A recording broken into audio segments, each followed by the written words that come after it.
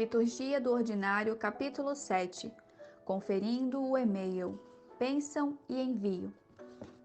Eu abro a minha caixa de entrada com um turbilhão de tarefas que precisam ser feitas, pessoas que eu preciso responder e coisas que exigem tempo. Um pedido de voluntários do professor da minha filha, formulários para preencher do meu supervisor, uma multidão de pessoas com quem preciso marcar reuniões, o convite eletrônico, um recado da minha mãe, um velho amigo que vai viajar por aqui e que quer dormir no meu sofá, um lembrete de consulta com o nosso médico e algumas newsletters, principalmente de caridades, pedindo doações, ou algumas listas em que eu me inscrevi por causa do trabalho. Meu cérebro não consegue absorver essa quantidade volumosa de e-mails, o número de pessoas querendo uma resposta, o classificar, decidir, escrever e deletar que estão diante de mim. Meus olhos fogem dali, quero escapar, ir para outra página da internet ou me afastar do computador, admitindo uma derrota bem-vinda. Fui superada, novamente, pelo meu nêmesis. Conheço pessoas que esvaziam suas caixas de entrada todos os dias. Essas pessoas têm superpoderes e sobrevivem comendo animação e produtividade. Elas me deram livros sobre como ser mais eficiente e organizada com o e-mail e eu li trechos deles. Mas ainda tenho ofertas da Groupon não lidas de 4 anos atrás. Há dias em que tento recuperar o atraso, mas quando pareço avançar um pouco nessa rodinha de hamster, eu vejo que nunca consigo dominar essa tarefa, principalmente porque não gosto dela e por isso a evito. Estou bem certa de que um dia haverá 3 números gravados do meu epitáfio, tanto como legado quanto como advertência. Minha data de nascimento, de morte e o número de e-mails não lidos ainda esperando uma resposta na minha caixa de entrada. No fim do nosso culto semanal, somos abençoados e enviados ao mundo. Fomos alimentados com palavra e sacramento e agora nos soltam na selva. No livro de oração comum, há uma oração que às vezes é chamada de oração depois da comunhão ou oração pela missão, que recitamos juntos a cada domingo. E agora, Pai, envia-nos para fazermos a obra que nos deste para fazermos, para amar e servir como testemunhas fiéis de Cristo, nosso Senhor. Na conclusão do nosso tempo juntos, recebemos a bênção e nos é dito para irmos. Avancemos em nome de Cristo ou ide em paz para amar e servir ao Senhor. Somos abençoados e enviados. Não há uma competição entre o que fizemos enquanto congregação no culto congregacional. Liturgia significa o serviço do povo e na nossa vocação no mundo. Para os crentes, os dois são partes intrínsecas um do outro. Recentemente, líderes e igrejas evangélicas se concentram cada vez mais em integrar fé e trabalho. Esse esforço é tanto necessário quanto imensamente útil. Mas muitos de nós ainda lutam com a tentação de dividir o nosso trabalho secular das nossas vidas espirituais e nos perguntamos se podemos participar plenamente na missão de Jesus com os nossos treinamentos, dons e vocações particulares. Isso é verdade não só para profissões formais, mas para donas de casa, estudantes e trabalhadores manuais. A gente se pergunta: o que o culto tem a ver com o meu trabalho? Não é que atividades supostamente espirituais como evangelismo, oração ou culto congregacional sejam os nossos deveres reais ou importantes, enquanto o trabalho diário é inferior. Nem, contudo, que o vai e vem do nosso mundo de segunda a sexta seja o nosso trabalho real e que as nossas vidas espirituais e culto dominical sejam só um extra, uma inserção às vezes estranha de devoção e ensino moral nas nossas vidas que, de outro modo, seriam cínicas e pragmáticas. O trabalho que fazemos juntos a cada semana no culto congregacional transforma e nos envia para o trabalho que fazemos nos nossos lares e escritórios. Da mesma forma, o nosso trabalho profissional e vocacional é parte da missão e do significado do nosso culto congregacional. Somos pessoas que são abençoadas e enviadas. Essa identidade transforma como incorporamos o trabalho e o culto no mundo, na nossa semana, até nos nossos menores dias. Frequentemente achamos que a reforma protestante foi um conflito doutrinário, justificação, graça versus obras, eclesiologia, indulgências. E foi, mas o que capturou a imaginação das pessoas comuns na Europa durante a reforma não foi os pontos mais sutis da doutrina, mas a noção mais terrena de vocação. A ideia de que todo trabalho honesto é um trabalho santo foi revolucionária. A reforma foi de encontro a uma hierarquia vocacional que tinha colocado monges, freiras e padres no topo e todos os outros embaixo deles. Os reformadores ensinaram que um fazendeiro pode adorar a Deus sendo um bom fazendeiro e que uma mãe trocando fraldas do seu bebê poderia estar tão próxima de Jesus quanto o Papa. Isso foi um escândalo. Até hoje, frequentemente de forma inconsciente, temos a tendência de considerar alguns empregos mais santos ou espirituais do que outros. Quer coloquemos missionários, ativistas sociais, artistas, ricos, poderosos, famosos ou graduados no topo, temos a tendência de avaliar certos tipos de trabalho como melhores do que os outros. No seu livro Fé e Trabalho, Tim Keller esboça o que várias comunidades cristãs enfatizam e ensinam sobre como servir a Deus no trabalho. Podem nos dizer que a melhor forma de servir a Deus no nosso trabalho é ser uma pessoa honesta e evangelizar os nossos colegas, ou promover a justiça social, ou simplesmente fazer um bom trabalho de qualidade, ou criar beleza, ou trabalhar com uma motivação cristã de glorificar a Deus impactando a cultura, ou ter um coração grato, alegre, transformado pelo Evangelho, ou fazer o que te parece mais gratificante, ou ganhar o máximo de dinheiro possível e ser generoso. Todas essas formas podem ser importantes para servir a Deus no nosso trabalho, mas, já que não é possível viver cada uma dessas mensagens simultaneamente, os cristãos tendem a ou serem confusos sobre exatamente como seu trabalho importa para Deus, ou escolher uma ou duas dessas ênfases e recriminar todos os outros que não estão vivendo à altura de sua opinião sobre o que trabalho é significativo. Eu cresci com a impressão de que o ministério era o trabalho mais importante e mais espiritual, mas no meu contexto atual, a maioria das pessoas que eu conheço e de estudantes com quem trabalhei não acham que eles precisam sair dos seus trabalhos ou da sua pós-graduação para estarem em ministério em tempo integral. Muitos, porém, se sentem culpados se seu trabalho não impacta os pobres de uma forma clara e direta. Nas últimas décadas, os evangélicos ficaram mais preocupados com questões de justiça social, que é uma correção bem-vinda e necessária para a separação não bíblica entre evangelho e preocupações sociais. Mas agora podemos, sem querer levar trabalhos que mudam o mundo e rebaixar o resto. Recentemente, um amigo meu que estava se preparando para ser professor foi para uma conferência evangélica e saiu com a impressão de que os únicos empregos que importam eram empregos radicais que trabalham diretamente com os pobres e marginalizados. Ele me disse que parecia que o resto de nós tínhamos empregos apenas para financiar aquele trabalho tão importante. Ele se perguntou em voz alta: como alguém podia evitar sair daquela conferência com um senso de vocação se não fosse de certas carreiras santificadas?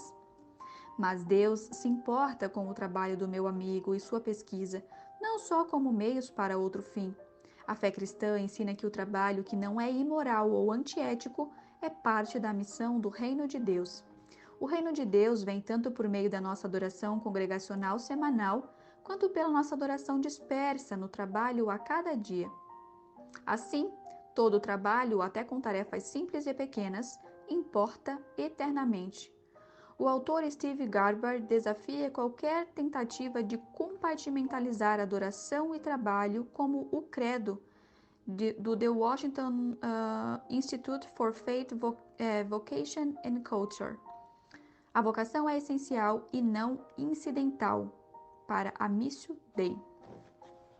A Missio Dei, a missão de Deus, que também pode ser traduzida como o envio de Deus, a ideia de que cada parte da criação será redimida e corretamente ordenada em torno do culto à Trindade, se manifesta de uma forma integral no nosso trabalho. A cada semana que nos reunimos para o culto, encenamos de novo a realidade de que somos abençoados e enviados. Às vezes, essa grande visão da Missio Dei pode adentrar, obviamente, na nossa missão, valores e objetivos de vidas e visão, mas ela facilmente pode ser perdida na labuta diária. Para mim, ser abençoada e enviada na missão de Deus parece distante e inescrutável na tarefa chata do e-mail. Contudo, cada mensagem na minha caixa de entrada, de alguma forma, toca a minha vocação, ou melhor, vocações. Cada e-mail tem a ver com a minha vida profissional, familiar e cívica. Eu tenho um amigo que é um líder do alto escalão numa organização nacional. Ele está fazendo um belo trabalho e causando impacto em sua carreira. Mas quando você lhe pergunta o que ele faz da vida, ele responde: se você perguntar para as crianças, elas vão dizer que eu confiro e-mails e vou para reuniões. Essa visão do reino, nossa identidade como abençoados e enviados, precisa adentrar as pequenas rotinas do nosso trabalho e vocação diárias à medida que vamos a reuniões, conferimos o nosso e-mail, fazemos o jantar das crianças ou cortamos a grama. É fácil eu assumir que partes da minha vocação que importam para Deus são as partes de que eu gosto. O resto é o ruído da música, tédio, reclamação e males necessários. Lutero disse: o próprio Deus irá tirar o leite das vacas por meio daquele cuja vocação é isso. Mas será que o próprio Deus pode conferir e-mail por meio de mim? Será que ele estaria organizando o orçamento da família e dobrando as roupas por meio de mim? Será que ele estaria preenchendo formulários burocráticos do trabalho por meio de mim? Será que ele liga para tudo isso? Os puritanos, que falaram mais sobre trabalho e vocação do que quase qualquer outra comunidade antes ou desde então, articularam uma ideia útil que Eugene Peterson chamou posteriormente de santidade vocacional. A ideia é que somos santificados, nos tornamos santos, não no abstrato, mas por meio de uma vocação concreta. A santidade cristã não é uma bondade flutuante e removida do mundo, alguns metros acima do chão. É algo específico e, em certo sentido, costurado sob medida especialmente para nós. Crescemos em santidade ao sermos afiados na nossa vocação específica. Não podemos ser santos em abstrato. Pelo contrário, nos tornamos em um ferreiro santo, uma mãe santa, um médico santo ou um analista de sistemas santo. Buscamos a Deus em e por meio da nossa vocação e do lugar particular da vida. Cada tipo de trabalho, portanto, tem o seu lado artesanal que precisa ser desenvolvido com o passar do tempo, tanto para nossa santificação quanto para o bem da comunidade. À medida que buscamos fazer o nosso trabalho bem e melhorar a nossa habilidade, somos desenvolvidos e ficamos mais afiados no nosso trabalho. Nossa tarefa não é injetar Deus de alguma forma no nosso trabalho, mas se juntar a Deus no trabalho que Ele já está fazendo em e por meio de nossas vidas vocacionais. Portanto, a própria santidade se parece com uma habilidade artesanal, não no sentido abstrato ao qual devemos subir, mas como uma sabedoria e amor terrenos que são uma parte essencial de como passamos o nosso dia. Aprendemos a habilidade artesanal da santidade dia a dia ao viver uma vida particular. A Missio Dei é vivida não primariamente nas minhas reflexões teológicas sobre a importância da maternidade, embora isso seja importante, mas à medida que aprimoro a habilidade artesanal da maternidade nos pequenos momentos quando estou cansada, desgastada e me ajoelho no chão da cozinha para ouvir o que uma criança chorando está dizendo. Minha identidade como quem foi abençoada e enviada precisa ser abraçada e encarnada, mesmo naqueles momentos de e-mail que eu busco formar hábitos melhores de responsabilidade e disciplina. São nessas pequenas tarefas em que vivemos a bênção de Deus e para que fomos enviados. Somos abençoados e enviados para as maneiras reais em que usamos as nossas obras. Garber diz: nos ritmos diários de todo o mundo em todo lugar, nós vivemos as nossas vidas nas feiras deste mundo. Em casas e bairros, em escolas e fazendas, em hospitais e em empresas, e as nossas vocações estão ligadas com o trabalho ordinário que pessoas ordinárias fazem. Não somos tiros espetaculares no arco da história. Pelo contrário, pela simples graça, somos insinuações da esperança. Somos alimentados no culto, abençoados e enviados para sermos insinuações de esperança, uma frase que Garber pega emprestado de Walker Percy. Somos parte da grande visão e missão de Deus, a redenção de todas as coisas, por meio da habilidade bem terrena de viver e desenvolver a nossa vocação, hora a hora, tarefa a tarefa. Eu quero fazer o grande trabalho do reino, mas tenho de aprender a vivê-lo nas pequenas tarefas diante de mim, a Missio Dei na labuta diária. A ideia de santidade vocacional é mais fácil de se admitir num contexto imaginário de uma vila puritana, com fazendeiros, queijeiros, pregadores e ferreiros, do que no contexto do meu dia real, cheio de companhias de tecnologia, parques empresariais e drive-thrus. Para começar, há um claro artesanato na ferraria e no cultivo de queijo que, à primeira vista, está claramente ausente na maior parte do trabalho no mundo contemporâneo. Embora eu reconheça o lado mais escuro das comunidades puritanas, para mim, uma vila puritana tem um apelo romântico. Ela tem uma rusticidade atraente com seus açougueiros, padeiros e artífices.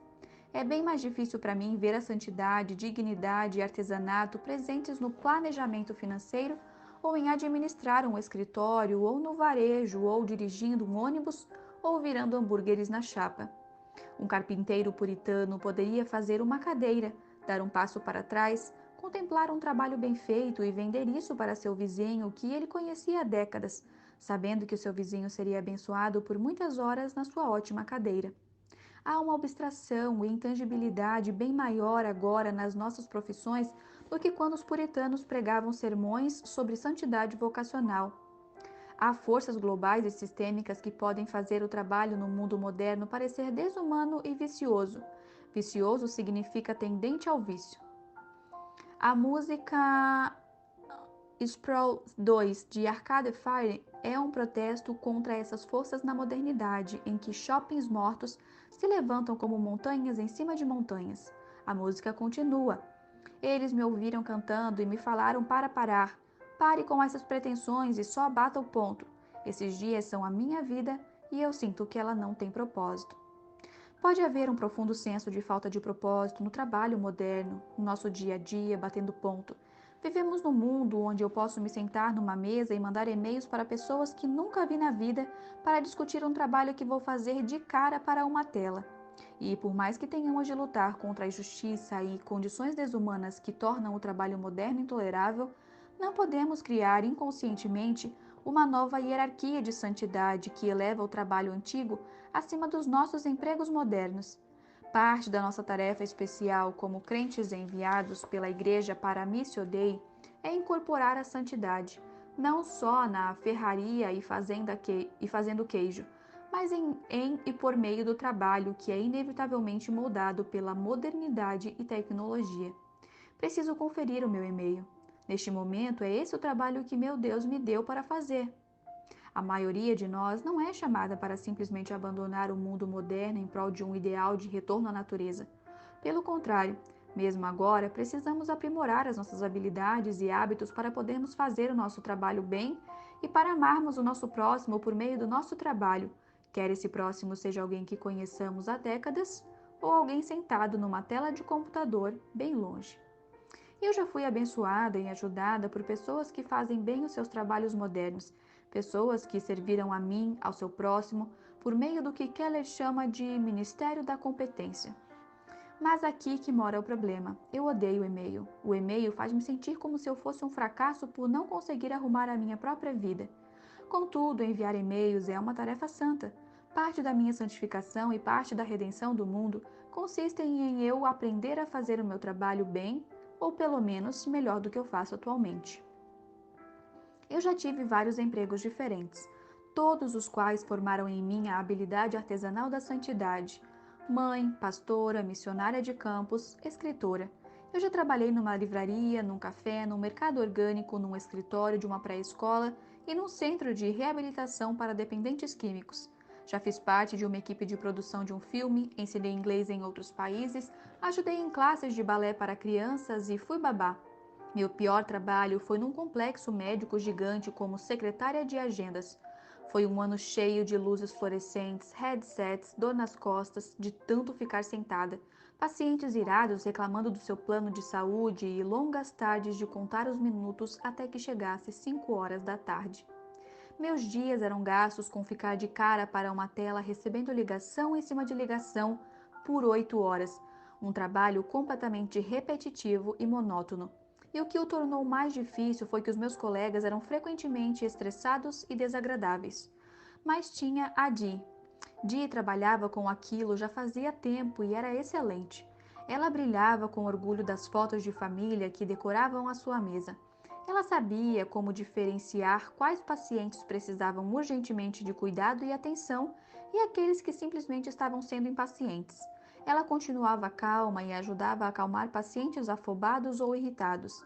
Ela era boa com detalhes e tínhamos de resolver muitos detalhes, e parecia ser a amiga de todo mundo no escritório. Até mesmo num ambiente mecânico e robótico, num escritório desalmado e estressante, Dee mostrava excelência. Ela ficou afiada naquilo. O seu emprego, como o meu, poderia parecer ser o mais subalterno naquele estabelecimento médico, mas era boa naquilo. Ao fazê-lo, melhorava a qualidade do meu trabalho e mantinha aquele lugar funcionando. Ela era uma agente da redenção. O nosso artesão puritano podia fazer uma cadeira e então podia deixar ela de lado e ir fazer outras tarefas, descansar e encontrar seus amigos. Ele não enfrentava uma cultura de workaholics alimentada por um mundo de conexão e produtividade ativo 24 horas por dia, 7 dias por semana. Ele não tinha um smartphone. Na nossa sociedade moderna, quando somos abençoados e enviados para fazer o trabalho que Deus nos deu para fazer, nós somos enviados para uma cultura na qual trabalhar pode ocupar tudo e não ter limites. Nossa vida frenética de trabalho está desconectada dos ritmos das estações ou do dia e da noite. Podemos trabalhar constantemente. Eu posso conferir o meu e-mail em qualquer lugar das 24 horas do dia, faça chuva ou faça sol. Podemos ter a impressão de que sempre estamos trabalhando, já que o trabalho nos segue onde quer que vamos. Com essas mudanças vem uma tentação maior para tornar o trabalho e a produtividade um ídolo, a que sacrificaremos descanso, saúde e relacionamentos. Como fica a santidade vocacional quando a tecnologia pode fomentar hábitos que alimentam um apetite doentio e ímpio por produtividade sem fim? Como Marta, podemos ficar ocupadas demais na cozinha, ansiosas e afadigadas com muitas coisas. É fácil ficar ansiosa, exausta e perder a boa parte, especialmente quando o trabalho sempre está à mão, literalmente com nossos aparelhos portáteis. No extremo oposto do workaholism, podemos idealizar e exaltar o escapismo como um ideal contemplativo. Mesmo que eu confesse com os reformadores que o trabalho de um fazendeiro no campo é tão importante e santo quanto o trabalho do monge na sua cela, quando se trata do meu trabalho mundano, eu frequentemente quero escapar para a cela monástica.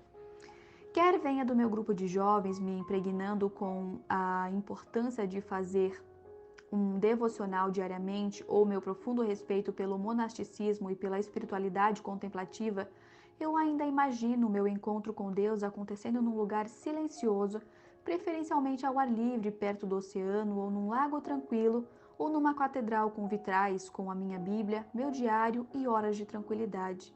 É assim que eu preferiria que Deus me encontrasse e não por meio de um ministério de competência ou conferindo o meu e-mail. Esse anseio por um ideal contemplativo pode ser um fardo particular para mim como uma jovem mãe, numa casa que é normalmente alta, ativa, com pouco sono e cheia de pedidos e necessidades infindáveis. Eu preciso de uma terceira via, nem atividade frenética e nem fuga do mundo de segunda a sexta, mas uma maneira de trabalhar que seja moldada por ser abençoada e enviada. Essa terceira via é marcada por uma liberdade da compulsão e da ansiedade, porque se fundamentam na bênção final, a bênção e amor de Deus. Mas isso também abraça ativamente a missão de Deus no mundo ao qual fomos enviados. Um monge do século XIV, Walter Hilton, escreveu cartas para um leigo envolvido na vida comercial e política que queria entrar na vida contemplativa numa comunidade religiosa. Hilton desafiou esse homem a continuar na sua profissão e a abraçar uma terceira via, uma vida mista, combinando a atividade de Marta com a refletividade de Maria. Hilton conclui que uma espiritualidade assim precisa ser conscientemente modelada e ensinada. Essa terceira via evita o workaholismo frenético que surge nas nossas tentativas de merecer a nossa beatitude e guiar os nossos destinos. Mas isso não abandona as nossas tarefas diárias nem as desvaloriza como menos santas. Warfield, um professor de teologia em Princeton, no final do século XIX e no começo do XX, se preocupava com o que ele via como uma tendência à atividade incansável à custa de profundidade espiritual. Warfield nos lembra de que a atividade evidentemente é boa, mas não quando ela substitui a força religiosa interior. Não podemos acompanhar as nossas Martas. Mas o que faremos quando, por toda a extensão e comprimento da terra, buscarmos em vão por uma Maria? Contudo, nesse mesmo discurso, Warfield integra o valor da oração e da tranquilidade com a sua vocação como um acadêmico. Ele refuta a alegação de que 10 minutos de joelho te darão um conhecimento mais verdadeiro, profundo e operante de Deus do que 10 horas debruçado nos seus livros, ao dizer que um correto entendimento da sua vocação o levaria a 10 horas debruçado nos seus livros de joelhos. Eu quero aprender como perder tempo com a minha caixa de entrada, a minha roupa suja e os formulários da Receita Federal, mas ainda misteriosamente estando sempre de joelhos, oferecendo meu trabalho como uma oração ao Deus que abençoa e envia. Viver uma terceira via do trabalho em que buscamos santidade vocacional em e por meio do nosso trabalho enquanto resistimos à idolatria do trabalho e de metas cumpridas, nos permite viver tendo o trabalho como uma forma de oração. Esse entrelaçar de trabalho e oração é parte de uma antiga prática espiritual. Muito antes dos puritanos ou de Warfield, a frase latina ora e trabalha marcava a espiritualidade monástica, particularmente nas comunidades beneditinas. A ideia é talvez mais celebrantemente exemplificada pelo irmão Lourenço, que escreveu: o tempo da ocupação não difere para mim do tempo de oração, e no barulho e fragor da minha cozinha eu possuo a Deus numa grande tranquilidade tão grande quanto ao estar de joelhos perante o Santíssimo Sacramento.